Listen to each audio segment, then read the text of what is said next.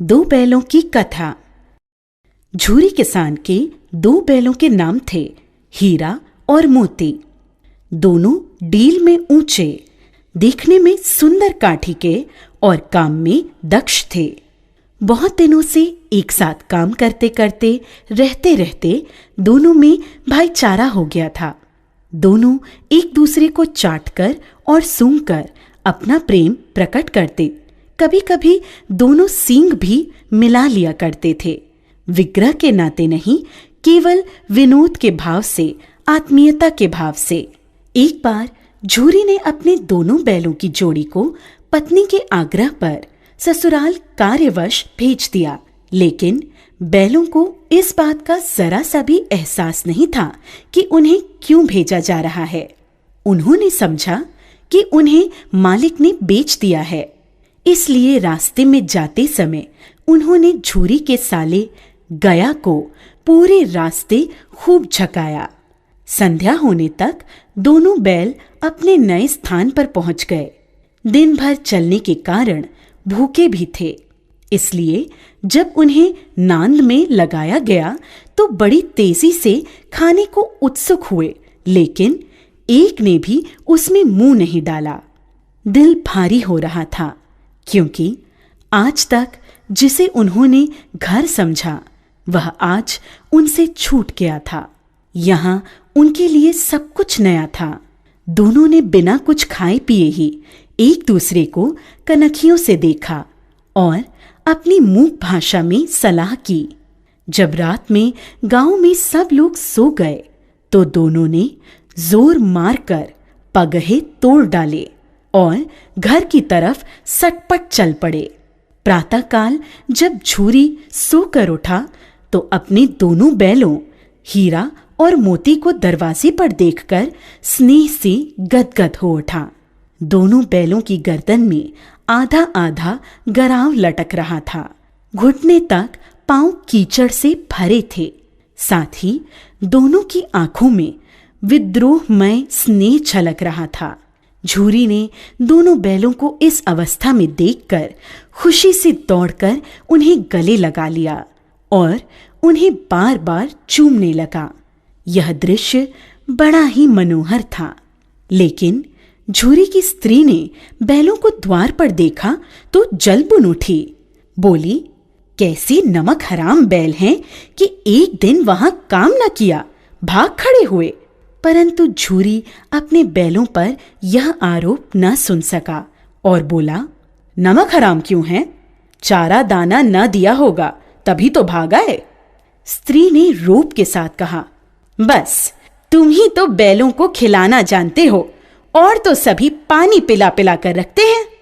झूरी ने पत्नी को चिढ़ाने के ख्याल से कहा, चारा मिलता तो क्यों भागते।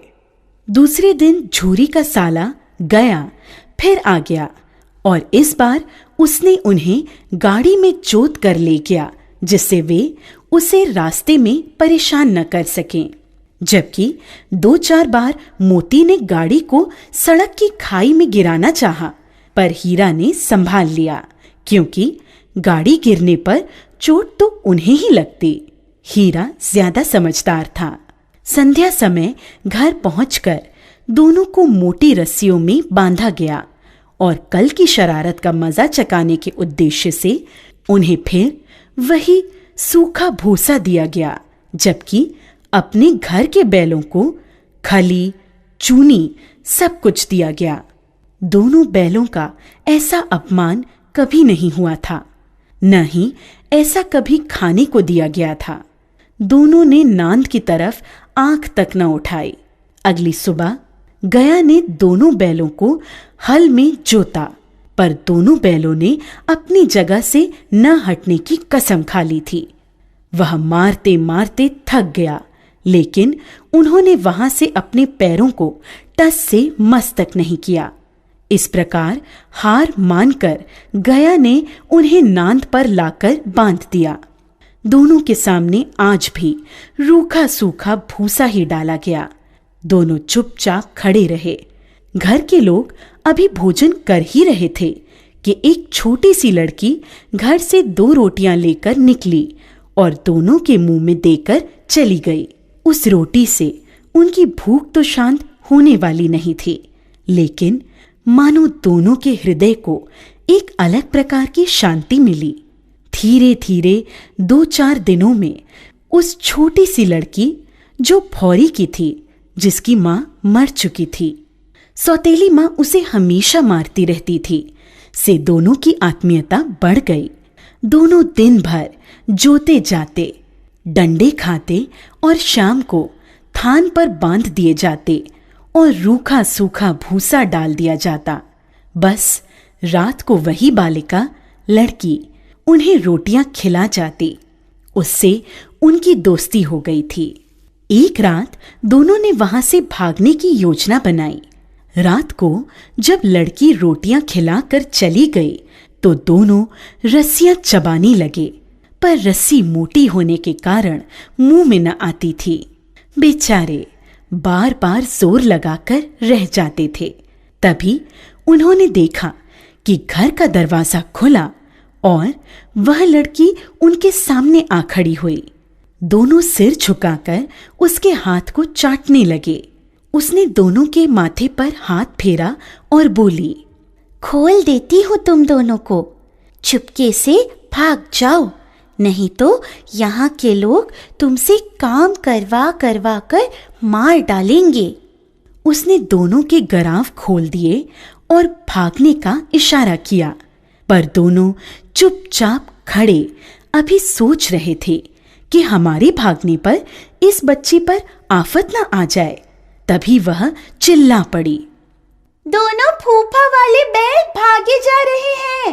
ओ दादा, दोनों बैल भागे जा रहे हैं, जल्दी पकड़ो। यह सुनते ही दोनों वहां से भाग निकले। गया घबराकर घर से बाहर आया और भागते हुए बैलों का पीछा करने लगा। दोनों बैलों ने भागने के चक्कर में इतना भी ध्यान नहीं रखा कि वे रास्ता भूल गए थे और भूख से व्याकुल हो रहे थे। अभी उन्होंने आजादी की सांस भी पूरी तरह नहीं ली थी कि देखा, अरे यह क्या, कोई सांड दौड़ता चला आ रहा है। सांड भी हाथी की भांति विशालकाय था। उससे भागना भी कायरता ही थी। सो दोनों ने उससे सामना करना ही उचित समझा। ज्यों ही सांड हीरा पर झपटा, मोती ने पीछे से उसे दौड़ाया। सांड जब उसकी तरफ मुड़ा तो हीरा ने उसे रगेदा। इस प्रकार सांड ने झल्लाकर हीरा का अंत करने की सोची। तभी मोती ने बगल से आकर सांड की पेट में सींग भोंक दी। अचानक हमले से घबराकर सांड घायल होकर गिर पड़ा। तब दोनों मित्र विजय के नशे में उसे छोड़कर झूमते हुए आगे निकल गए। दोनों को लड़ने के कारण भूख लग रही थी। तभी उन्हें मटर का खेत सामने दिखा। मोती उसमें घुस गया। हीरा मना करता रहा, लेकिन उसने एक न सुनी। उन्होंने अभी 2-4 ग्रास खाए थे। तभी 2 आदमी लाठियां लिए दौड़ पड़े। दोनों मित्र दलदल में फंसने के कारण भाग न सके। उन आदमियों ने उन्हें पकड़कर काजी हाउस में बंद करवा दिया। जब वे काजी हाउस के अंदर पहुंचे तो देखा कि वहां कई भैंसें थीं, कई बकरियां, कई घोड़े, कई गधे, पर किसी के सामने चारा न था। सब जमीन पर मुर्दों की तरह पड़े थे। कई तो इतने कमजोर हो गए थे कि खड़े भी नहीं हो सकते थे। सारा दिन दोनों इस आस में टकटकी लगाए देखते रहे कि कोई चारा लेकर आएगा, लेकिन जब कोई नहीं आया तो हीरा के दिल में विद्रोह की ज्वाला दहक उठी।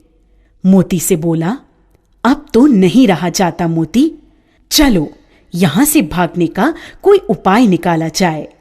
बाड़े की दीवार कच्ची थी। हीरा मजबूत तो था ही, रात का वक्त था। उसने अपने नुकीले सींग दीवार में गड़ा दिए और जोर का धक्का मारा तो मिट्टी का एक चिप्पड़ निकल आया। फिर तो उसका साहस बढ़ा और उसने दौड़ दौड़कर दीवार पर चोटें की। उसका साहस देखकर मोती ने भी उसी जगह सींग मारना प्रारंभ किया। काफी मेहनत के बाद आधी दीवार गिर गई। दीवार का गिरना था कि अधमरे से पड़े हुए सभी जानवरों में भी जान आ गई। सबसे पहले 3 घोड़ियां सरपट भागीं, फिर बकरियां निकलीं, उसके बाद भैंसें भी खिसक गईं, पर गधे अभी ज्यों के त्यों खड़े थे। मोती ने उन्हें भी सींगों से मार मार कर बाड़े से बाहर निकाल दिया और अपने मित्र हीरा के पास बैठ गया, क्योंकि हीरा मोटी रस्सी से बंधा होने के कारण भाग नहीं सकता था, इसलिए मोती भी नहीं भागा। अगले दिन बाड़े की हालत देखकर वहां के चौकीदारों ने गुस्से में आकर हीरा और मोती की जमकर पिटाई की। अब उन्हें खाने को भी कुछ नहीं दिया जाने लगा। कुछ दिन इसी तरह बिताने पर एक दिन नीलामी हुई और उसमें एक व्यापारी ने दोनों बैलों को खरीद लिया। दोनों मित्र उस व्यापारी के साथ चल दिए। चलते चलते सहसा दोनों को ऐसा मालूम हुआ कि यह परिचित राह है। हाँ, इसी रास्ते से गया उन्हें ले गया था। वही खेत, वही बाग और वही गांव मिलने लगे। प्रति क्षण उनकी चाल तेज होने लगी। सारी थकान, सारी दुर्बलता गायब हो गई। उन्हें लगा कि यहां से अब उनका घर भी पास ही है, सो उन्होंने थोड़ी और फुर्ती दिखाते हुए घर के रास्ते की तरफ भागना शुरू किया और जब तक अपने घर के थान पर नहीं पहुंच गए, रुके नहीं। व्यापारी भी उनके पीछे पीछे भागता आ रहा था। झूरी द्वार पर बैठा धूप खा रहा था और अपने बैलों के बारे में ही सोच रहा था। एकाएक उसकी नजर अपने बैलों पर पड़ी। वह खुशी से दौड़कर उनके पास पहुंचा और उन्हें बारी बारी से गले लगाने लगा। दोनों बैलों की आंखों में आनंद के आंसू बहने लगे। एक छुरी का हाथ चाट रहा था तो दूसरा उसका पैर। तभी व्यापारी आ पहुंचा। उसने छुरी से कहा, ये मेरे बैल हैं, मैं इन्हें नीलामी कराकर ला रहा हूं। अभी वह बातें कर ही रहा था कि मोती ने उसकी ओर सींग चलाया। व्यापारी पीछे हटा तो मोती ने उसे दौड़ा लिया और तब तक दौड़ाता रहा जब तक व्यापारी गांव से बाहर नहीं निकल गया। फिर मोती विजयी सूर की भांति वापस स्थान पर अपने मित्र हीरा के पास आ गया। थोड़ी देर में नांदों में खली, भूसा, चोकर और दाना भर दिया गया। दोनों मित्र बड़े चाव से उसे खाने लगे। झूरी खड़ा दोनों को सहला रहा था और उनकी शारीरिक कमजोरी को देखकर मन ही मन व्यथित भी हो रहा था। तभी झूरी की पत्नी ने भी आकर दोनों के माथे चूम लिए। प्रेमचंद।